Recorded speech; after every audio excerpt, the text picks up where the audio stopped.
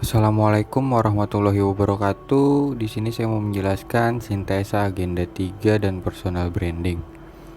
Perkenalkan, nama saya Nur Muhammad Nabil, peserta pelatihan dasar CPNS 2021 dari instansi pemerintah Kota Bekasi dari kelas A14 kelompok 3. Judul pada agenda 3 ini adalah peran dan kedudukan PNS di NKRI. Ada 3 bahasan di sini. Yang pertama itu manajemen ASN, yang kedua pelayanan publik, dan yang ketiga adalah whole of government. Kebijakan manajemen ASN tertuang di Undang-Undang Nomor 5 Tahun 2014 dan PP 11 Tahun 2019.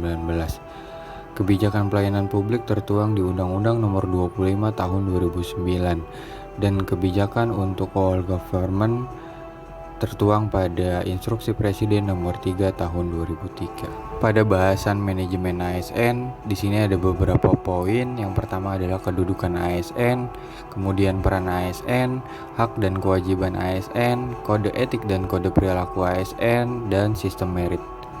Peran ASN itu sendiri ada 3. Yang pertama adalah sebagai pelaksana kebijakan publik, yang kedua sebagai pelayan publik, dan yang ketiga adalah sebagai perekat dan pemersatu bangsa. Kode etik dan kode perilaku ASN bertujuan untuk menjaga martabat dan kehormatan ASN. Pelaksanaan sistem merit dalam beberapa komponen pengelolaan ASN diantaranya adalah penyusunan dan penetapan kebutuhan. Yang kedua adalah penilaian kinerja, yang ketiga adalah pengembangan kompetensi, promosi, mutasi, dan penghargaan untuk ASN. Pokok bahasan yang kedua adalah pelayanan publik. Di sini ada 3 poin penting. Yang pertama adalah hakikat pelayanan publik, kemudian prinsip-prinsip pelayanan publik yang terkandung di dalam Keputusan Menteri Pendayagunaan Aparatur Negara Nomor 63 Tahun 2003, dan yang ketiga adalah kualitas pelayanan publik.